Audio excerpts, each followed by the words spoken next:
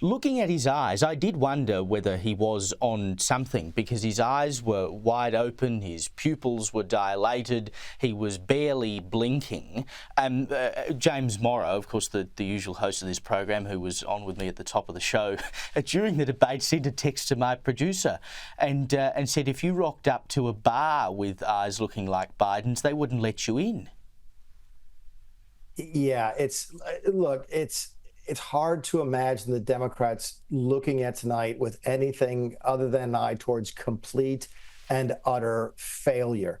I was watching a television program just a few minutes ago, and they had Gavin Newsom on, and you have to imagine that the auditioning is already starting for replacing Joe Biden. The discussion on one of the most left-leaning television networks was, how would we replace Joe Biden at the Democrat National Convention in August? So these discussions that, were sort of taking places on the fringes of the internet maybe 3 or 4 months ago are now taking place on live television. I wonder this. What was Jill Biden thinking? What is the family thinking? Why don't they pull him aside and say, you know what, Dad, Joe, husband, father, whatever, it's over. It's better for you not to do this. And I can't help but thinking that conversation may start taking place here shortly. I think it has to. He was asked directly about his age tonight, and he sort of, fobbed it off and then started talking about computer chips. Take a look. How do you address concerns about your capability to handle the toughest job in the world well into your 80s? I went to South Korea. I convinced Samsung to invest billions of dollars here in the United States. And guess what?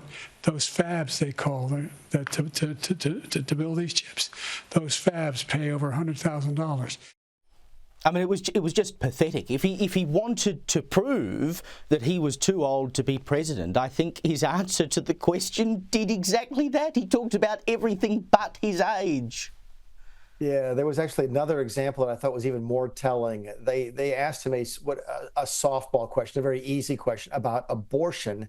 And the answer that he gave moved off of abortion and on to immigration. In this country right now, if the Democrats are going to do well in the 2024 election, they're going to do well in large part because of the abortion issue. That's the one place where the polling has them leading the Republicans across the board.